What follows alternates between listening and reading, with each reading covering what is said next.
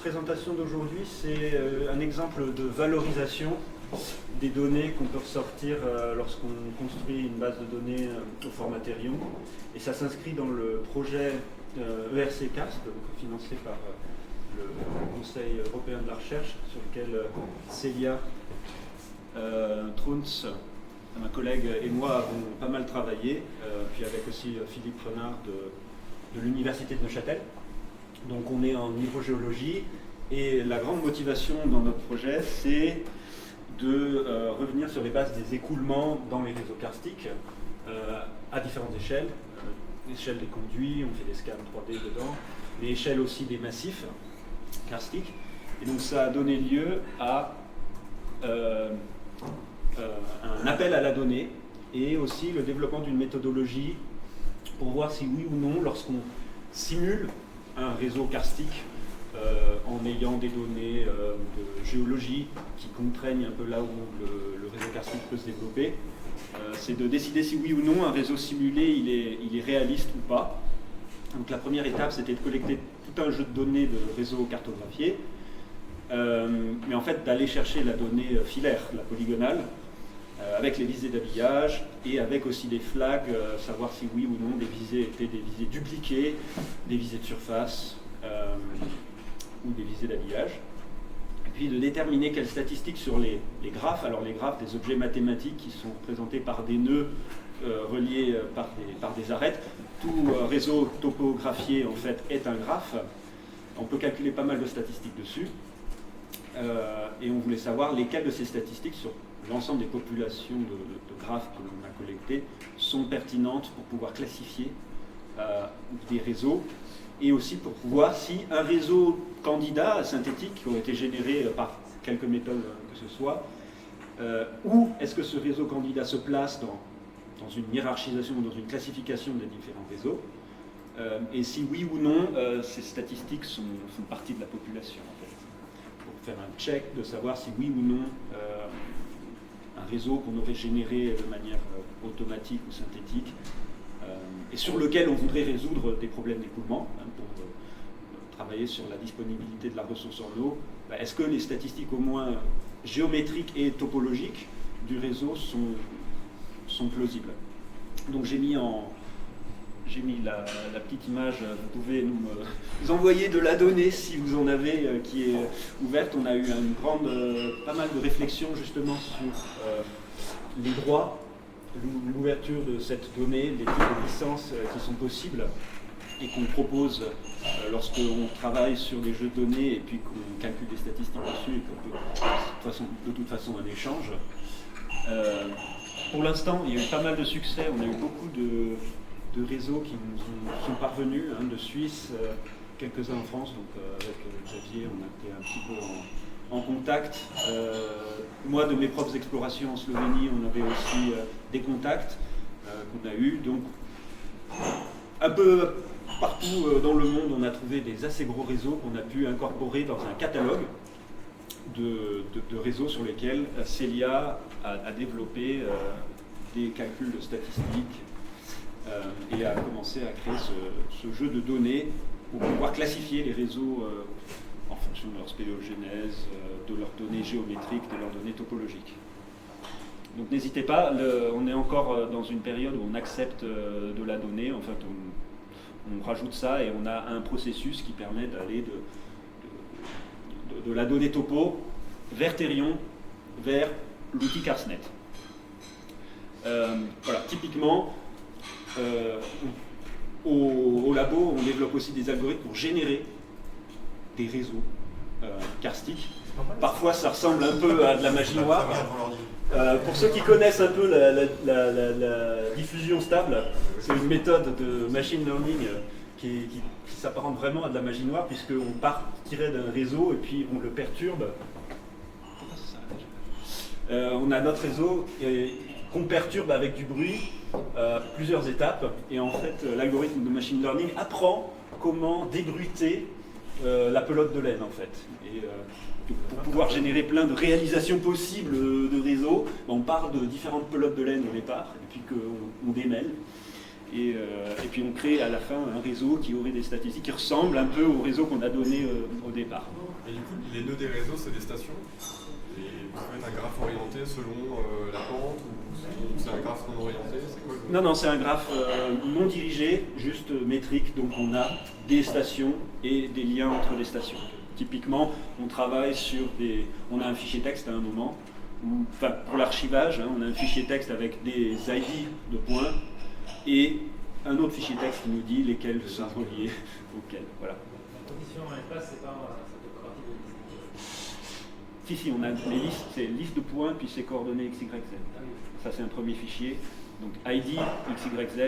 Et l'autre fichier, c'est ID1, ID2. ID1, ID3. En fait, c'est juste une liste. Donc, Deuterion à Carsnet, l'outil Carsnet que je vais présenter un peu plus tard. Donc, Deuterion, c'est qu'on exporte un fichier, une base de données au format SQL, qui n'est rien d'autre qu'un fichier texte, en fait, avec plein de commandes où on insère dans des tables relationnelles des données. Typiquement, pour le station flag, par exemple, on renseignerait une ligne avec l'ID de la station, qui est un entier, et un flag, qui contient quelques caractères. Ça peut être, je sais pas, SPL pour display, ça peut être DPL pour dupliquer, et ainsi de suite. L'idée, c'est de créer des requêtes pour accéder à ces données. Donc ça, on fait ça avec l'outil SQLite. Et la requête nous permet de sortir, en fait, de cette table relationnelle. On n'est pas, tout ne nous intéresse pas dedans, mais pour le graphe, c'est d'aller travailler sur la table station et la table shot, voilà, qui sont les visées et les stations. Donc on vient faire une requête où on cherche à avoir les XYZ et ID des stations et les données de visée, donc la from ID et la to ID. On vient rajouter en tant que propriété sur chacune des arêtes les azimuts et les gradients bouclés, donc ceux qui sont déjà ajustés en fait, mais on pourrait rajouter d'autres choses si vous voulez. Mais de base, on vient juste chercher la station et la visée. Ouais. C'est le schéma par défaut qui fournit par Deuterion en fait. Oui, ça c'est fourni par Deuterion. C'est le schéma par défaut sur le Deuterion Book. Donc, typiquement, il faut créer une requête SQL. Donc, il y a même déjà dans l'outil Carsnet une fonction d'import direct depuis Deuterion. Et du coup, comme on a reçu de la donnée qui provenait un peu sous différents formats, des formats visuels topo, des formats topo-robot, ou Survex, ou Compass, on a dû faire pas mal on a toute une petite librairie maintenant qui est sur un répertoire GitHub qui s'appelle Toolbox Network Data, qui fait partie du projet RCCarst, et dans laquelle on a des scripts. Donc ça, c'est des scripts qui s'appliquent en invite de commande, typiquement compt2th.py, où par exemple, on donnerait ce script, et puis derrière, on renseigne un fichier source, donc ça peut être un fichier .dac ou un fichier .dat. Et puis donc le script, ce qu'il fait, c'est qu'il vient traverser ce fichier et transpiler la donnée sous format Deuterion. Donc, typiquement, on passe les formats d'archives qu'on passe, on a des données en pied, puis des données de dimension, et puis une en-tête qui décrit en fait comment la donnée d'origine avait été rentrée dans le fichier, dans le logiciel qu'on passe. Nous, ce qu'on fait, c'est qu'on vient retraduire en fait cette donnée comme elle avait été rentrée à l'origine, et on met ça dans un fichier, dans un grand fichier Deuterion. En fait. Souvent, les fichiers .dat qu'on passe contiennent beaucoup de séances. Nous, on ne travaille pas sur du dessin, donc on garde en fait ces fichiers Deuterion énormes avec 15 000, 20 000, 30 000 lignes. Ça va. Survex, c'est un peu plus... Survex, donc le logiciel anglais, c'est aussi une hiérarchie un peu en poupée russe, souvent.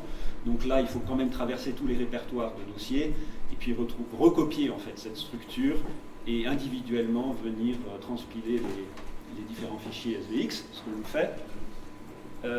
TopoRobot, c'est un des plus simples avec lesquels travailler, puisque c'est tellement codifié en fait qu'on arrive à aussi prendre le fichier archive qui est .tex et sortir un fichier Deuterion unique qui contient chacune des séances, chacune des séries TopoRobot. avec leur code et effectivement les corrections qui étaient appliquées et les incertitudes sur la donnée qui a été rentrée. Et puis Visual Topo aussi, on peut toujours inspirer du besoin en fait de passer de la donnée en tableur vers une donnée au format Therion. Et du coup, c'est un entonnoir pour pouvoir ensuite sortir des databases.sql à chaque fois. Et en fait, tu fais du topo-robot, pas vers Therion, mais vers ton SQL.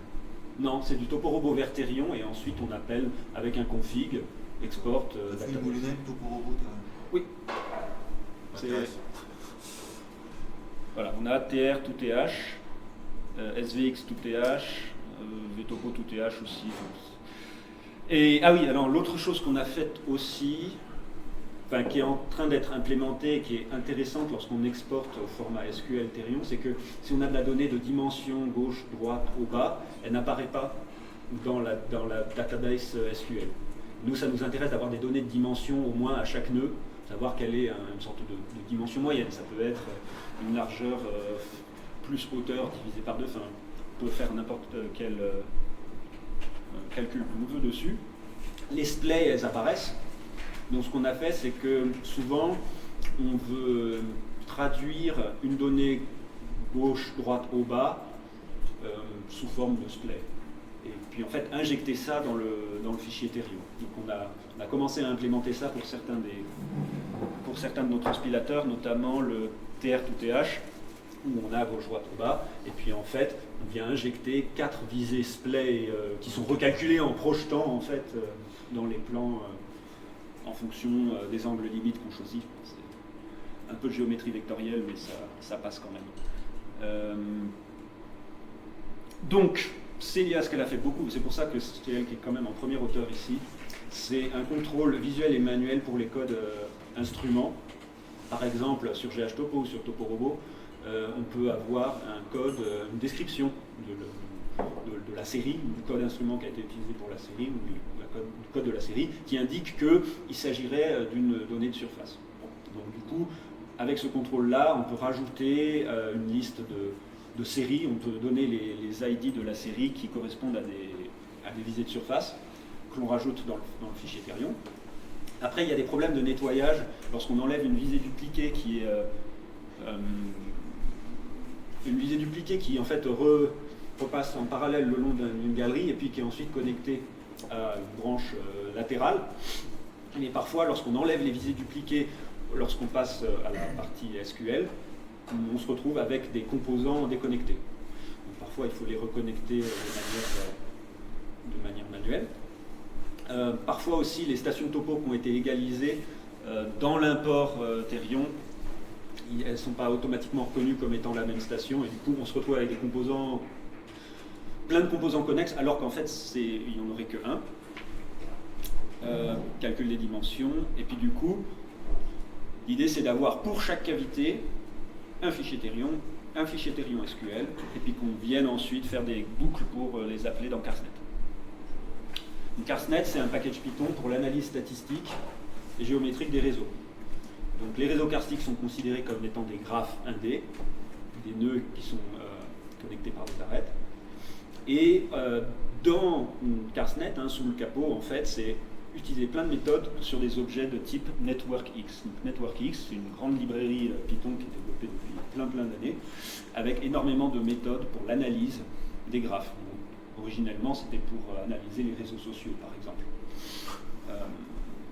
Donc, nos réseaux karstiques, on les analyse avec les mêmes types de métriques, et on utilise des outils de simplification des graphes, notamment lorsque on a un graphe, on a une topo avec une polygonale, et puis en fait sur chaque branche on a beaucoup de nœuds de degré 2. Alors le degré d'un nœud, c'est le nombre de connexions assez voisines. Donc lorsque vous avez un nœud à l'extrémité, le nœud noir est de degré 1, le nœud bleu est de degré 2, ce nœud-là est de degré 3 puisqu'il a 3 voisins.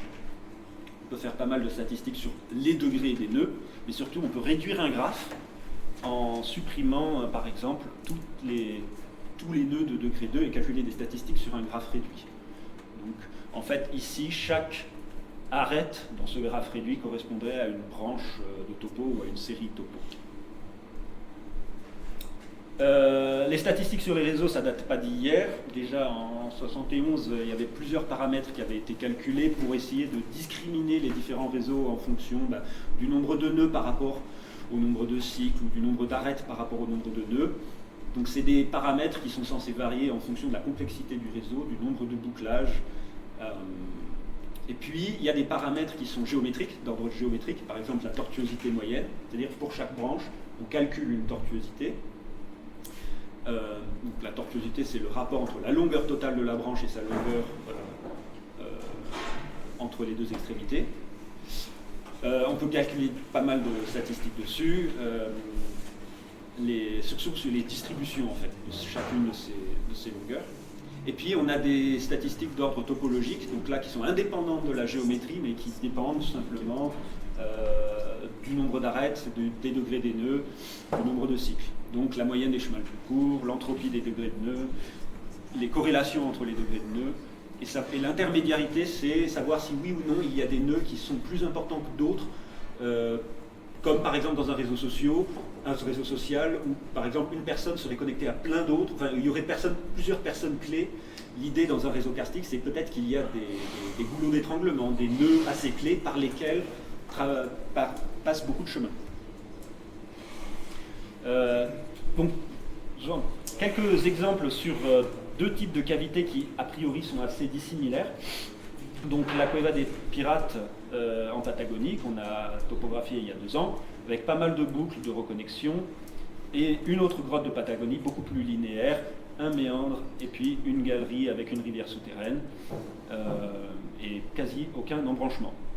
Donc typiquement, l'outil Karsnet nous permet d'avoir des représentations, des plots en fait en Python, à la fois en 3D et en 2D, prêt pour des publications scientifiques si on voulait, calculer des roses des vents sur les orientations des galeries, ou voire même des stéréonettes pour les orientations des visées.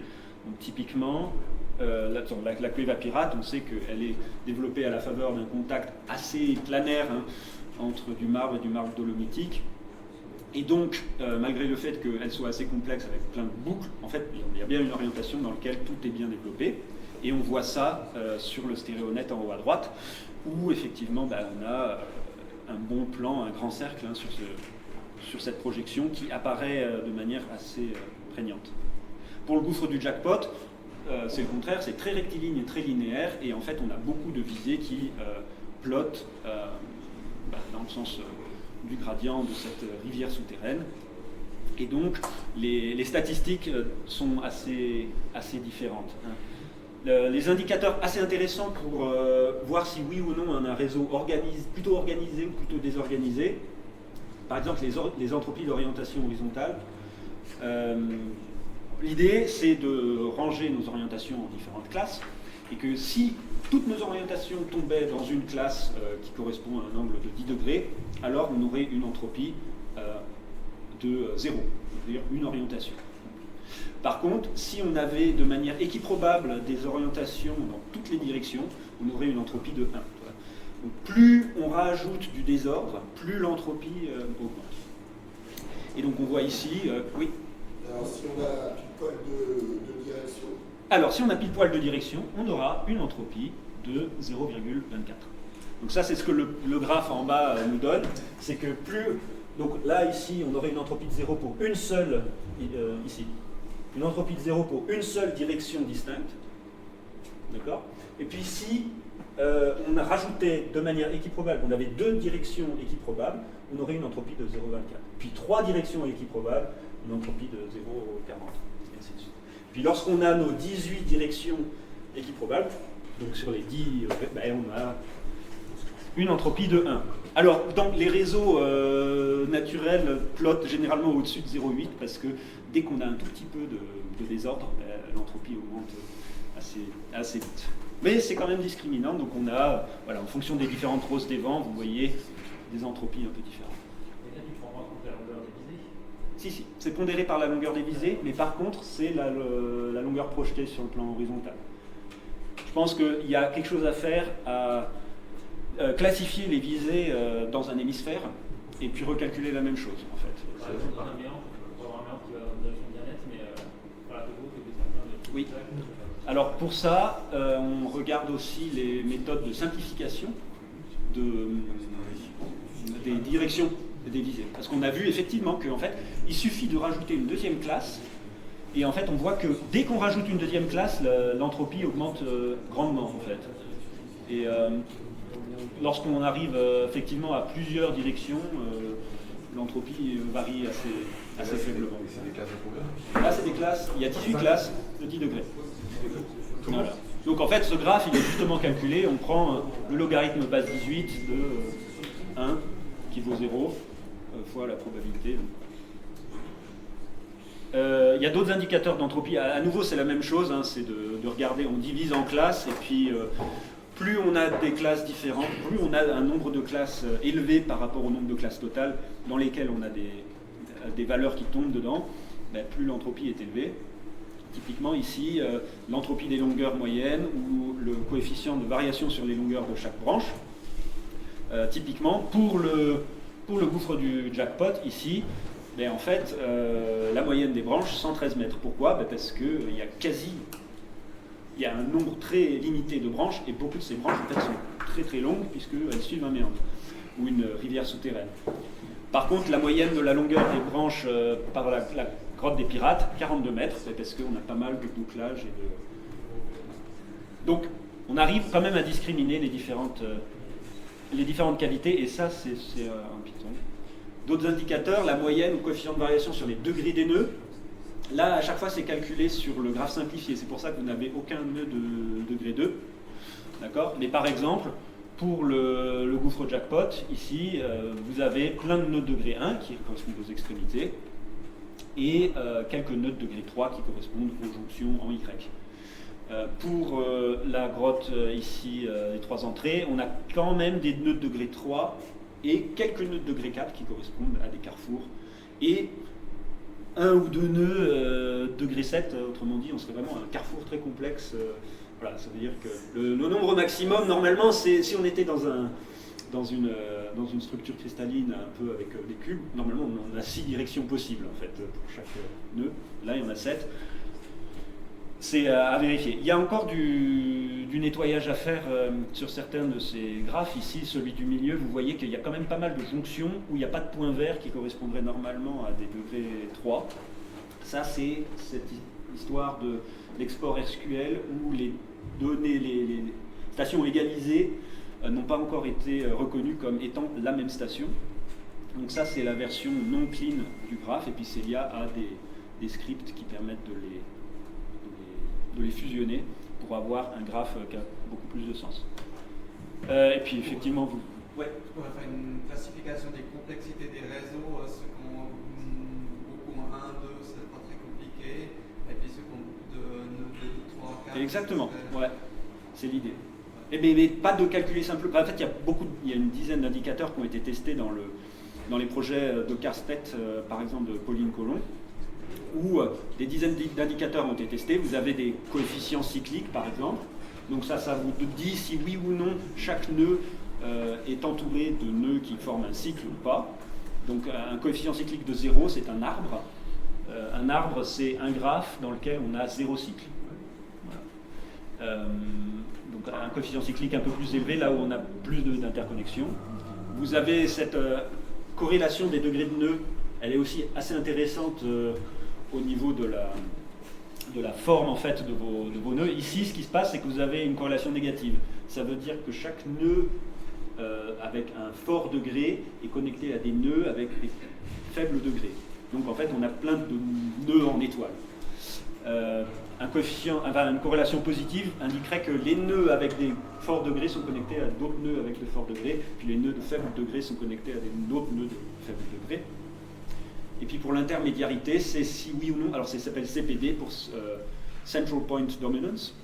Ça veut dire quoi? Ça veut dire que est-ce qu'il y a un nœud par lequel passent tous les chemins? Donc dans un graphe en étoile ici, oui, on a un nœud qui est clé en fait pour ce graphe. Tandis que pour le graphe complet que vous voyez ici à gauche, en fait, aucun des nœuds n'est plus important que l'autre, puisque tous sont connectés à tous les nœuds. Voilà. Au final, en fait, on sait que 8 ou 10 sont suffisants pour distinguer les réseaux irréalistes des réseaux réalistes. Typiquement, voilà, vous avez un graphe complet et vous regardez si oui ou non ces statistiques tombent dans la plage de données des réseaux plausibles. Non, donc on rejette ce candidat. Lorsqu'on génère un graphe comme ceci, on le rejette. Mais du coup, donc, ce que Célia a fait ici, c'est pour chaque réseau que l'on a reçu, commencer à faire une petite carte d'identité qui dit où se trouve le réseau dans les distributions de notre base de données.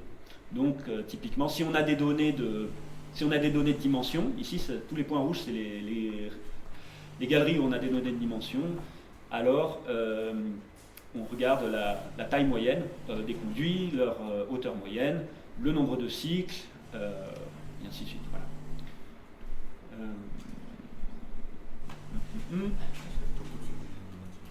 Et donc, c'est les perspectives pour ces projets, c'est de finir le nettoyage et l'inclusion en fait, de tous les réseaux de données que l'on a et de publier en fait, ces statistiques que l'on a sur les...